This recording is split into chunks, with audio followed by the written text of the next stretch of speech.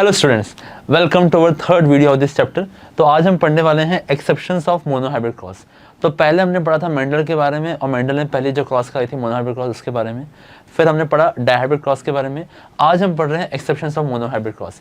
कैसे कौन से प्लांट्स है जिनमें लॉ ऑफ डोमिनेंस काम नहीं करता है। तो सबसे पहला हमारा एक्सेप्शन आता है इनकम्प्लीट डोमिनेंस। क्या मतलब है इनकम्प्लीट डोमिनेंस का? तो आप सभी को पता है इनकम्प्लीट वर्ड मतलब जब कोई चीज़ पूरी तरीके से नहीं हो पाती है तो उसके वर्ड क्या बोल देते हैं? इनकम्प्लीट। बहुत आसान है। डोमिनेंस मतलब क्या है? One allele is superior in the presence of another allele, that is called as dominant. अब यहाँ पर इनकम्प्लीट डोमिनेंस का एक बहुत अच्छा एग्जाम्पल है बच्चों, डॉग फ्लावर। तो डॉग फ्लावर एक प्लांट है। आप चाहिए तो जाइएगा ज़रा गूगल पर और सर्च कीजिएगा, आपको बढ़िया फोटो दिखाई देगी डॉग फ्लावर प्लांट की। सो डॉग फ्लावर प्लांट का साइंटिफिक नेम है एंटीराइनम स्पीशीज। ये एंटीराइनम स्पीशीज बोले या डॉग फ्लावर बोले, स्नैप ड्रैगन बोले, और एक और इसका एग्जाम्पल आता है 4 o'clock प्लांट, मिराबिलिस जलापा। ये सारे वो प्लांट्स हैं जो कि इनकम्प्लीट डोमिनेंस शो करते हैं। अभी क्या मतलब है इनकम्प्लीट डोमिनेंस का, तो हम एग्जाम्पल से समझते हैं। अब ये एंटीराइनम स्पीशीज प्लांट के अंदर सपोज मेल प्लांट है जिसके अंदर रेड कलर के फ्लावर्स आ रहे हैं, और एक फीमेल प्लांट है जिसके अंदर वाइट कलर के फ्लावर्स आ रहे हैं। तो यहाँ पर रेड कलर के प्लांट का जीनोटाइप हो जाता है कैपिटल आर। वाइट कलर के फ्लावर्स वाले प्लांट का जीनोटाइप हो जाता है स्मॉल आर और स्मॉल आर। ये हो गई हमारी कौन सी जनरेशन बच्चों? F0 जनरेशन, जिसको हम बोलते हैं पैरेंटल टाइप। अभी यहाँ पर जो कैपिटल आर प्लांट है वो बनाया केवल एक तरह के गैमेट। स्मॉल आर केवल ये बनाएगा स्मॉल आर टाइप के गैमेट्स। ये हो गए आपके गैमेट्स। होमोजाइगस कंडीशन है। होमोजाइगस कंडीशन में केवल एक ही तरह गैमेट फॉर्मेशन होता है। इन दोनों का क्रॉस कराया तो ऑफस्प्रिंग आया कैपिटल आर और स्मॉल आर। अब ये कैपिटल आर स्मॉल आर ऐसा प्लांट है हमारा जिसके अंदर कैपिटल आर प्रेजेंट है और ये हेटेरोजाइगस है। तो according to law of dominance क्या होना चाहिए? यहाँ पर ये निकल कर आना चाहिए रेड कलर का प्लांट, लेकिन रेड कलर का नहीं आता है बच्चों। इसका कलर हो जाता है पिंक। क्या होगा कलर? पिंक। ये ना तो अपने रेड कलर के प्लांट से मिल रहा है, पेरेंट से मिल रहा है, और ना तो ये मैच करता है अपने व्हाइट कलर के प्लांट पेरेंट प्लांट के साथ। इसका कलर एक इंटरमीडिएट दूसरा कलर निकल कर आ गया। तो यहाँ पर ना तो कैपिटल आर डोमिनेंट है और ना तो स्मॉल आर डोमिनेंट है, दोनों ही डोमिनेंट नहीं है। उसको हम बोलते हैं इनकम्प्लीट डोमिनेंस। तो डेफिनेशन में यहाँ पर लिख रहा हूँ, ध्यान से सुनना है बच्चों। When neither of the allele is dominant, कोई भी एलिल डोमिनेंट नहीं है। Neither of the allele is dominant. That condition is called as incomplete dominance. जैसे अगर हमने एक टॉल प्लांट और एक डॉर्फ प्लांट को क्रॉस कराया तो ऐसा प्लांट आ गया बच्चों जिसका हाइट इंटरमीडिएट है, ना तो टॉल है ना तो डॉर्फ है, उसके बीच का हाइट आ गया। तो यहाँ पर हम क्या बोलेंगे? Incomplete dominance. तो वैसे ही यहाँ पर रेड और व्हाइट फ्लावर को जब क्रॉस कराया तो फ्लावर कैसे आ गए? पिंक। ये कौन सी जनरेशन हो गई? ये हो गई आपकी F1 generation. For F2 generation हम लोग हमेशा करवाते हैं सेल्फिंग, हमारा नियम है। फॉर F2 जनरेशन सेल्फिंग जैसे कराएंगे, capital R small R, capital R small R, ये दोनों प्लांट हो गए। ये बनाएगा 2 तरह के gamete, capital R small R. ये भी बनाएगा 2 तरह के गैमेट। इनके बीच में हम करा रहे हैं क्रॉस। ठीक है, आगे बढ़ जाते हैं। जैसे ही आप क्रॉस कराएंगे तो अभी आपको कितने तरह के ऑफस्प्रिंग? आपको 4 तरह के ऑफस्प्रिंग दिखाई देंगे। Capital R small R, sorry capital R capital R capital R small R, capital R small R, और स्मॉल आर और स्मॉल आर। ये वाला ऑफ स्प्रिंग हो जाएगा रेड कलर का, इसके फ्लावर होंगे रेड कलर के। ये दोनों ऑफ स्प्रिंग्स के फ्लावर्स का कलर हो जाएगा पिंक और इसका कलर हो जाएगा वाइट। आपसे पूछा जाए क्या होगा इसका फिनोटिपिक रेशियो, तो फिनोटिपिक रेशियो हो जाएगा 1:2:1। रेड 1, पिंक 2 और वाइट 1। आपसे पूछा जाए जीनोटाइपिक रेशियो क्या होगा, तो जीनोटाइपिक रेशियो भी सेम ही होगा 1:2:1। Capital R 1, capital R small R 1 2 और यहाँ पर हो जाएगा स्मॉल आर। तो ये आपका होगा genotypic ratio, phenotypic ratio for incomplete dominance में F2 ऑफस्प्रिंग्स में सेम ही रेशो है, जीनोटाइपिक और phenotypic ratio both are same, 1:2, 2:1। So ये एक डेविएशन है मोनोहाइब्रिड क्रॉस से, क्योंकि मोनोहाइब्रिड क्रॉस में हमारा फेनोटाइपिक रेशो था 3:1 और जीनोटाइपिक रेशो था 1:2:1। लेकिन यहाँ पर जीनोटाइपिक रेशो तो 1:2:1 है ही, लेकिन साथ ही साथ फेनोटाइपिक रेशो भी 1:2:1 आ गया। तो this is called as deviation of monohybrid cross. ठीक है, अगला हमारा जो डेविएशन है वो है बच्चों कोडोमिनेंस। अभी कोडोमिनेंस का मतलब क्या है? तो को वर्ड हम तब लगाते हैं जब कोई चीजें साथ में हो रही होती है, जैसे ऑपरेशन, कुछ काम करने को बोलते हैं operation, operation successful, mission successful हुआ। जब ऑपरेशन के आगे आप CO वर्ड लगा दिए तो क्या हो जाता है वर्ड हमारा कोऑपरेशन, मतलब कार्य हो रहा है लेकिन सबके सहमति के साथ, सबके एक साथ योगदान के साथ जब कोई कार्य होता है उसको बोलते हैं cooperation. When all together comes, सब लोग साथ में आते हैं और कोई कार्य करते हैं, that is called as cooperation. तो यहाँ पर डोमिनेंस, कैसे डोमिनेंस हो रहा है? जब दोनों ही एलिल अपने आप को डोमिनेंट एक्सप्रेस कर रहे हैं। तो इसमें एनसीईआरटी ने एग्जांपल दिया है ब्लड ग्रुपिंग का। तो ब्लड ग्रुपिंग का एग्जांपल कैसे कोडोमिनेंस में आता है हम समझते हैं। तो पहले हम समझते हैं कि ब्लड ग्रुप क्या होता है। तो ब्लड ग्रुप मतलब क्या है कि RBC जो कि है रेड ब्लड सेल, उस रेड ब्लड सेल के ऊपर, हाँ जो रेड ब्लड सेल है, ये रेड ब्लड सेल की प्लाज्मा मेम्ब्रेन में हमको इंटीग्रल प्रोटीन के ऊपर शुगर की 4 यूनिट्स दिखाई देती है। ये रेड ब्लड सेल है, रेड ब्लड सेल्स के अंदर प्लाज्मा मेम्ब्रेन में इंटीग्रल प्रोटीन, हम सभी पढ़ चुके हैं सेल चैप्टर में, 2 तरह के प्रोटीन होते हैं, इंटीग्रल प्रोटीन और पेरिफेरल प्रोटीन प्लाज्मा मेम्ब्रेन में। ये इंटीग्रल प्रोटीन और इंटीग्रल प्रोटीन के ऊपर ये 4 शुगर जुड़ी हुई है, इसको हम कहते हैं H एंटीजन। क्या कहते हैं इसे हम? H antigen. अभी ब्लड ग्रुप हमारे पास बच्चों कौन से तरह के होते हैं अभी हम समझेंगे। तो अगर हम जब किसी को कहते हैं कि आपका blood group A blood group है, क्या है किसी का blood group A blood group, तो उसमें क्या होगा, ये H एंटीजन के साथ, H एंटीजन जो है इसके ऊपर एक शुगर ऐड होगा जिसका नाम है N-एसिटाइल, साइड में कर देता हूँ। तो इस शुगर का नाम है N-एसिटाइल गैलेक्टोसामाइन। तो जब ये शुगर आपकी ऐड हो जाती है H एंटीजन में तो ये बन जाता है बच्चों A एंटीजन। क्या बन जाता है? ये A एंटीजन। लेकिन ये N-एसिटाइल गैलेक्टोसामाइन शुगर को ऐड करने के लिए आपको एक एंजाइम चाहिए होता है, there is a need of an enzyme. ये एंजाइम की मदद से हम इस शुगर को H एंटीजन में ऐड कर सकते हैं। तो ये कौन सा एंजाइम है? तो वो एंजाइम है N-एसिटाइल गैलेक्टोसिल ट्रांसफरेज, गैलेक्टोसिल ट्रांसफरेज।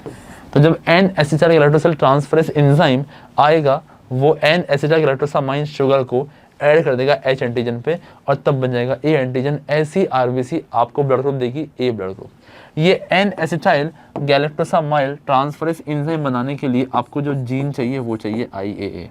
तो जब किसी पर्सन में IAA ये जब कंडीशन होगी, जीनोटाइप होगा, तो वो कौन सा ब्लड ग्रुप देगा आपको? A ब्लड ग्रुप देगा। ध्यान से सुनना है, जब होमोजाइगस कंडीशन में IA आएंगे तब जाके ब्लड ग्रुप क्या हो जाएगा? A blood group. और यहाँ पर ब्लड ग्रुप के लिए एक्चुअल में 3 एजेंट्स रिस्पॉन्सिबल। जनरली अभी हम क्या पढ़ते हैं कि एक कैरेक्टर के लिए हमारे पास एक जीन होता है और वो एक जीन के जनरली 2 वेरिएंट्स होते हैं जिनको हम बोलते हैं 2 एलील। एक होता है डोमिनेंट और दूसरा होता है बच्चों रिसेसिव। लेकिन यहाँ पर ब्लड ग्रुप के लिए मल्टीपल एलील्स का फॉर्मूला अप्लाई होता है। What is the meaning of multiple alleles? Multiple alleles मतलब क्या है कि ब्लड ग्रुप डिटरमाइन करने वाले कितने एलील्स हैं। तो ब्लड ग्रुप डिटरमाइन करने वाले टोटल 3 एलील्स हैं, IA, IB और IO। ध्यान से सुनना बच्चों, ब्लड ग्रुप डिटरमाइन करने वाले कितने एलील्स हैं? तो जीन है I, लेकिन ये I जीन के 3 वेरिएंट्स हैं। एक है IA, दूसरा है IB और तीसरा है IO। इनमें से IA और IB दोनों के दोनों ही डोमिनेंट है। IA और IB दोनों के दोनों ही क्या है? डोमिनेंट। और IO केवल कैसा है? रेसेसिव। तो जब हम कहते हैं कि IA और IA के आने से A ब्लड ग्रुप आएगा, तो अगर मैं लिखूं IA और IO जीनोटाइप तब भी आपका ब्लड ग्रुप क्या आएगा? A ही आएगा। क्यों आएगा A? बिकॉज IO जो जीन है आपका एलील जो है वो रेसेसिव है और IA डोमिनेंट है। तो इन दोनों जीनोटाइप पर आपका ब्लड ग्रुप हो जाता है ए ब्लड ग्रुप। चलो ठीक है, अब बात करते हैं बी ब्लड ग्रुप की। तो in case of B blood group में एच एंटीजन में जो शुगर ऐड होती है, एच एंटीजन जिसमें 4 शुगर है, जो शुगर ऐड होती है उसको हम बोलते हैं डी गैलेक्टोज। ये डी गैलेक्टोज शुगर जैसे अपने एच एंटीजन में ऐड की तो वो आपका कन्वर्ट हो जाता है बी एंटीजन में। और ये डी गैलेक्टोज शुगर को ऐड करने के लिए जो एंजाइम आपको चाहिए वो एंजाइम का नाम है गैलेक्टोसिल ट्रांसफरेज। और ये गैलेक्टोसिल ट्रांसफरेज एंजाइम बनाने के लिए आपको जो जीन चाहिए वो है IB। तो अगर जीनोटाइप होगा IB तो आपका आएगा बी ब्लड ग्रुप, और अगर जीनोटाइप होगा IB और IO तो आपका ब्लड ग्रुप क्या आ जाएगा, तो भी बी ब्लड ग्रुप आएगा। क्यों? बिकॉज IO आपका रेसेसिव एलील है, लेकिन IB आपका डोमिनेंट एलील है। ठीक है, अगर हम बात करें अभी O ब्लड ग्रुप की कि कैसे O ब्लड ग्रुप आता है, तो O ब्लड ग्रुप में क्या होगा कि H एंटीजन पे दूसरा कोई एडिशन शुगर का नहीं होता है। नो एडिशन ऑफ शुगर, कोई भी दूसरी शुगर ऐड नहीं होती है। तो केवल जिस आरबीसी में केवल H एंटीजन प्रेजेंट है वो आपको दे देते हैं O ब्लड ग्रुप। और H एंटीजन कब आता है, जब जीनोटाइप हो IO। तो ये होमोजाइगस कंडीशन है। तो होमोजाइगस कंडीशन में जो अपने आप को एक्सप्रेस करता है उसको हम कह देते हैं रेसेसिव। तो IO ये ऐसे एलील है जो किसी एंजाइम को नहीं बनाते, और कोई एंजाइम नहीं बनेगा तो कोई शुगर ऐड नहीं होगी, तो O ब्लड ग्रुप में आरबीसी के ऊपर H एंटीजन का प्रेजेंस आ जाता है।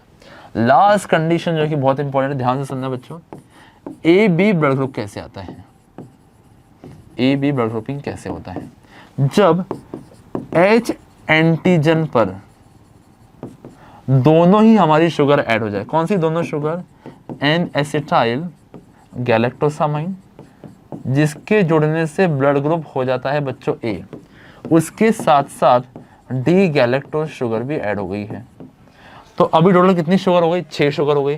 H एंटीजन में 4, 5वीं शुगर एन एसिटाइल गैलेक्टोसामाइन और 6वीं शुगर डी गैलेक्टोज। लेकिन यहाँ पर 2 शुगर ऐड करने के लिए 2 जीन चाहिए होंगे, IA और IB। कैसे 2 जीन चाहिए, क्योंकि IA बनाएगा एंजाइम कौन सा, एन एसिटाइल गैलेक्टोसिल ट्रांसफरेज, और आपका IB बनाएगा कौन सा एंजाइम, गैलेक्टोसिल ट्रांसफरेज, है ना। तो ये दोनों एंजाइम बनाने के लिए हमको दोनों जीन चाहिए, कौन से, I और IB। तो AB ब्लड ग्रुप कब आएगा, जब IA और IB जीनोटाइप होगा तब आपका ब्लड ग्रुप निकल कर आएगा AB ब्लड ग्रुप। तो यहां पर क्या हुआ है, IA और IB दोनों अपने आप को एक्सप्रेस कर रहे हैं। को डोमिनेंस का मतलब क्या है, जब दोनों ही जीन अपने आप को एक्सप्रेस कर पा रहे हैं, जब भले ही हेटेरोजाइगस कंडीशन है, IA और IB दोनों प्रेजेंट है। अकॉर्डिंग टू मेंडल का जो लॉ ऑफ डोमिनेंस था उसके अकॉर्डिंग क्या होना चाहिए था, या तो केवल IA या तो केवल IB, इन दोनों में से केवल एक ही अपने आप एक्सप्रेस करना चाहिए था। लेकिन यहाँ पर क्या हो गया है, दोनों एक्सप्रेस कर पा रहे हैं। इसको बोलते हैं हम को डोमिनेंस। एक उदाहरण के तौर पर, अगर एक काऊ है जो कि सफ़ेद कलर की है लेकिन जो बुल है वो ब्लैक कलर का है, इनका जब क्रॉस कराएंगे तो इनकम्प्लीट डोमिनेंस कब बोला जाएगा, जब आपका जो काफ है वो काफ होगा ग्रे कलर का, वो हो जाएगा इनकम्प्लीट डोमिनेंस। लेकिन अगर काफ के अंदर ब्लैक कलर के पैचेस भी है और व्हाइट कलर के पैचेस भी है, ऐसे कलर को हम बोलते हैं Rowan colour, ROAN, Rowan colour. तो ऐसे काफ को बोलेंगे वो को डोमिनेंस शो कर रहा है। क्यों, क्योंकि वहां पर ब्लैक कलर भी एक्सप्रेस हुआ और वहां पर व्हाइट कलर भी एक्सप्रेस हुआ है। उसी तरीके से for AB blood group the blood grouping shows codominance, because IA and IB दोनों अपने आप को एक्सप्रेस कर पा रहे हैं। एक फटाक से हम टेबल बना लेते हैं तो टेबल आपको सब चीजें क्लियर हो जाएगी। अगर हम बात करें, यहाँ पर लिख दे फिनोटाइप और मैं यहाँ पर लिख दूं जीनोटाइप, तो A ब्लड ग्रुप कब कब आएगा, A ब्लड ग्रुप कब आएगा, जब जीनोटाइप हो IA या तो IA B ब्लड ग्रुप कब आएगा, या तो जीनोटाइप हो IB या तो IB और IO। O ब्लड ग्रुप कब आएगा, IO और आपका AB ब्लड ग्रुप कब आएगा, IA और IB। टोटल आपसे पूछा जाए कितने जीनोटाइप है यहाँ पर, टोटल यहाँ पर 6 जीनोटाइप है और टोटल यहाँ पर कितने फिनोटाइप है, 4 फिनोटाइप्स है। ये हमारा हो गया क्या, मल्टीपल एलिलिज्म, क्योंकि एक ही जीन के 3 एलिल यहाँ पर रिस्पॉन्सिबल है। तो फॉर्मूला हमारा n+1 है फिनोटाइप्स को पता करने के लिए। तो 3 एलिल है तो 3+1 4 फिनोटाइप, और जीनोटाइप पता करने के लिए फॉर्मूला है n+2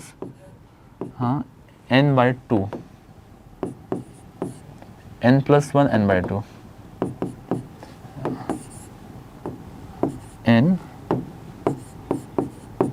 n+1/2। ये हमारा फॉर्मूला है जीनोटाइप पता करने के लिए। n की वैल्यू यहाँ पर कितनी, 3, 3 और 1 4, 4 को 2 से मल्टीप्लाई किया, 3 और 2 6। हाँ, तो ये है हमारा formula to find out genotypes. अब और क्वेश्चन आ जाए कि हमारे कोई कैरेक्टर के लिए सपोज 4 एलिल रिस्पॉन्सिबल हैं, तो आपको n की वैल्यू कितनी देनी है, 4। सो n का मतलब क्या है यहाँ पर, नंबर ऑफ एलिल्स, कितने एलिल रिस्पॉन्सिबल है। तो ये फॉर्मूला आपका अप्लाई होगा कौन सी कंडीशन में, मल्टीपल एलिलिज्म से कंडीशन में। तो ब्लड ग्रुप किसका एग्जांपल है, मल्टीपल एलिल्स का रिस्पॉन्सिबल है। ठीक है, आशा करता हूँ आप लोगों को समझ में आया होगा। नेक्स्ट, अभी हमारा एनसीईआरटी ने एक छोटे से पैराग्राफ में लियोट्रॉपी को थोड़ा सा समझाया है एक अलग तरीके से। क्या बताया है उन्होंने, ध्यान से सुनना है।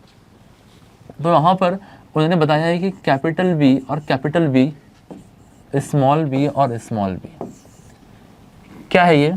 तो कैपिटल बी एक ही जीन है यहाँ पर। कौन सा जीन है, कैपिटल बी जीन। ये हमारा होगा सपोज F0 जनरेशन। तो ये बी जीन, जो बी जीन है वो कोड कर रहा है 2 कैरेक्टर्स के लिए। अब कौन कौन से 2 कैरेक्टर्स के लिए, तो एनसीईआरटी बोलती है पहला कैरेक्टर है उसका सीड का शेप। तो हम सभी को पता है डोमिनेंट सीड का शेप होता है राउंड, वैसे से होता है रिंकल। और दूसरा कैरेक्टर जिसके लिए वो कोड कर रहा है बी जीन, वो है स्टार्च ग्रेन साइज। तो यहाँ पर ध्यान से सुनना बच्चों, कैपिटल बी जो प्लांट है उसका शेप हो जाएगा राउंड, लेकिन उसका साइज रहेगा लार्ज, साइज हो जाएगा लार्ज। स्मॉल बी में जो प्लांट रहेगा उसका शेप रहेगा रिंकल्ड और साइज बच्चों हो जाएगा स्मॉल। एक ही कैरेक्टर है, only 1 gene is there, B gene, और हम बोले अगर तो कैपिटल बी या स्मॉल बी, वो कोड कर रहे हैं कितने कैरेक्टर्स के लिए, 2 कैरेक्टर्स के लिए। कौन से 2 कैरेक्टर्स हैं, एक है सीड शेप और दूसरा है स्टार्च ग्रेन साइज। यहाँ पर गैमेट्स जब बनाने की बात आएगी तो ये बनाएंगे कैपिटल बी, ये बनाएगा स्मॉल बी, ये 2 बन जाएंगे आपके गैमेट्स। जब इनके क्रॉस कराएंगे आप तो निकल कर आएगा कैपिटल बी स्मॉल बी। अब यहाँ पर बनना चाहिए था round plant with large size, लेकिन यहाँ पर प्लांट बन गया है राउंड, सीड बन जाएंगे राउंड शेप के, लेकिन साइज हो जाएगा इंटरमीडिएट। सोचने वाली बात है बच्चों, ध्यान से देखिएगा। शेप आ गया है राउंड, लेकिन आपका साइज कैसा आ गया है, इंटरमीडिएट। इसका मतलब क्या है, इसका मतलब ये है कि यहाँ पर बी जीन जो है इज शोइंग व्हाट, बहुत इंपॉर्टेंट चीज है, ध्यान से सुनना है। यहाँ पर capital B gene is showing complete dominance.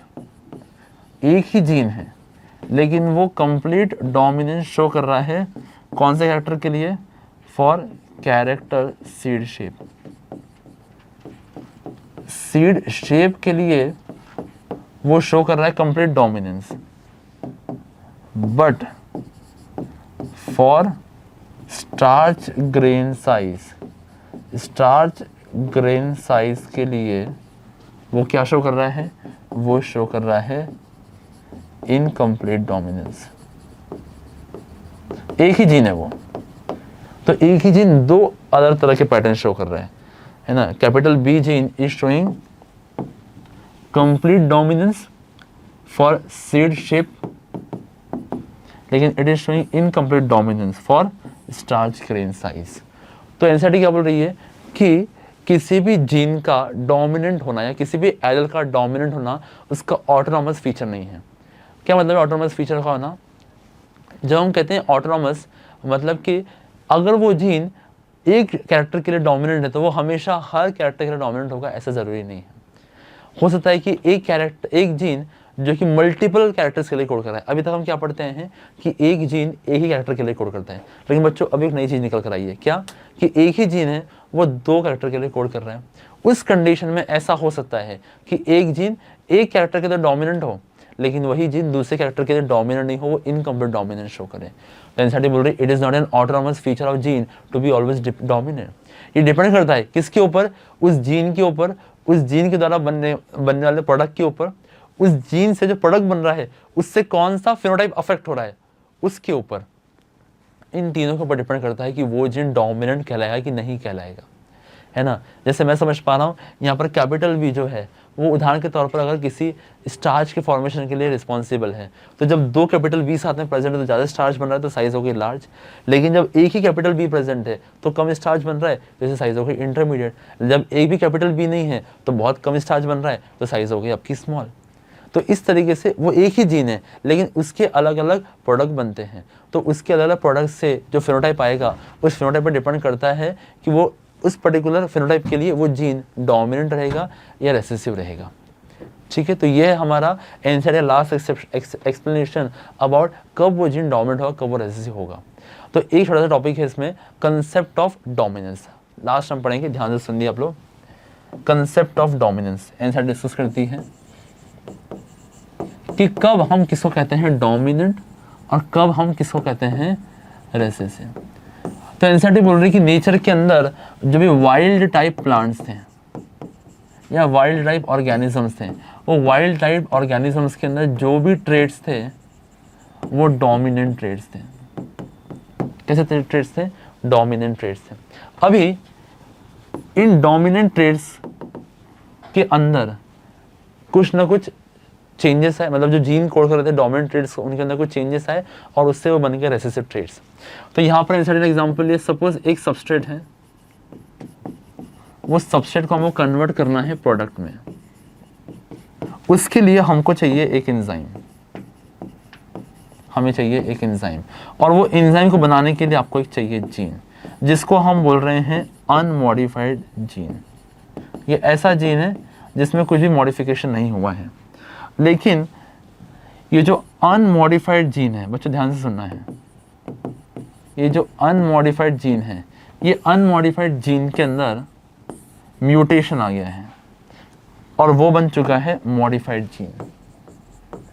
जो अनमॉडिफाइड जीन था नेचर के अंदर वाइल्ड टाइप में प्रेजेंट था और ये अनमॉडिफाइड जीन कोड कर रहा था डोमिनेंट ट्रेड्स के लिए। वो अनमॉडिफाइड जीन के अंदर कुछ ना कुछ म्यूटेशन हुआ है, उससे वो बन गया कि मॉडिफाइड जीन। तो कौन कौन से म्यूटेशन हो सकते हैं, ध्यान से सुनना है बच्चों। पहला पॉसिबिलिटी है कि साइलेंट म्यूटेशन हुआ है। तो साइलेंट म्यूटेशन में क्या होगा कि आपका एंजाइम बन तो रहा है और वो एंजाइम नॉर्मली बिहेव कर रहे हैं। जैसे उदाहरण के तौर पर एक एंजाइम है कार्बोनिक एनहाइड्रेस, तो कार्बोनिक एनहाइड्रेस मॉलिक्यूल्स को कन्वर्ट कर रहा है एक पर्टिकुलर रेट से। सब उसकी काम वाली बाई आती है, झाड़ू लगाती है कमरे के अंदर। अभी वो काम वाली बाई एक कमरे को साफ कर रही है 20 मिनट में।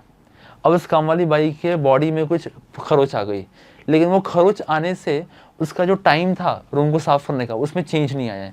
उदाहरण के तौर पर अगर वो पहले 20 मिनट ले रही थी कमरे को साफ करने के लिए, अभी भी वो काम वाली बाई कमरे को साफ करने के लिए 20 मिनट ले रही है, even though there is some change in the body, कुछ खरोच आ गई है।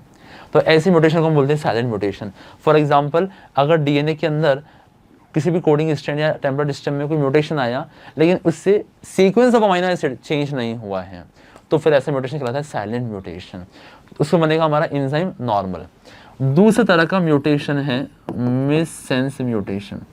उस मिससेंस म्यूटेशन में डीएनए के अंदर चेंज आ गया और उसके अंदर चेंज आने से हमारा एंजाइम जो बन रहा है वो लेस एफिशिएंट है। अभी काम वाली बाई की बॉडी में कुछ मोच आ गई है, उस मोच आने से उसको पहले 20 मिनट लगते थे कमरे को साफ करने के लिए, अब इसको उदाहरण के तौर पर 30 मिनट या 40 मिनट लग रहे हैं। साफ सफाई हो रही है, लेकिन समय क्या है, ज़्यादा लग रहा है। तो उस समय हम बोलेंगे एंजाइम हमारा कैसा हो गया है, लेस एफिशिएंट। एंजाइम बन जरूर रहा है लेकिन वो लेस एफिशिएंट है। मिससेंस म्यूटेशन में sequence of amino acid change हो गया। जब मिससेंस म्यूटेशन कुछ ज़्यादा ही मात्रा में हो जाएगा तो उससे क्या होगा, एंजाइम तो बनेगा लेकिन वो एंजाइम नॉन फंक्शनल होगा। काम वाली बाइक के पैर में फ्रैक्चर ही आ गया, वो फ्रैक्चर आने के कारण वो घर पर आ ही नहीं पा रही है, मतलब वो सपोज आ भी रही है तो वो सिर्फ बैठी है, वो काम नहीं कर पा रही, वो साफ सफाई नहीं कर पा रहे। तो एंजाइम बनता तो है लेकिन एंजाइम फंक्शनल नहीं होता है। और लास्ट में अगर नॉनसेंस म्यूटेशन हो गया, तो नॉनसेंस म्यूटेशन क्या है, स्टॉप कोडॉन का आ जाना। ऐसा म्यूटेशन जिससे कारण एमआरएनए के अंदर स्टॉप कोडॉन आ गए। मैं जो कह रहा हूँ आपको समझ में आएगा जब मॉलिक्यूलर बेस ऑफ इनहेरिटेंस पढ़ेंगे।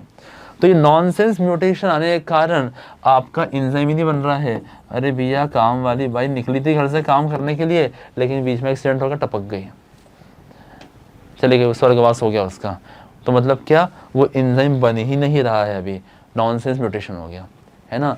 तो ये चारों कंडीशन में जो जीन है वो मॉडिफाइड हो चुका है, लेकिन इन दोनों कंडीशन में ही जो फिनोटाइप है वो अफेक्ट होगा।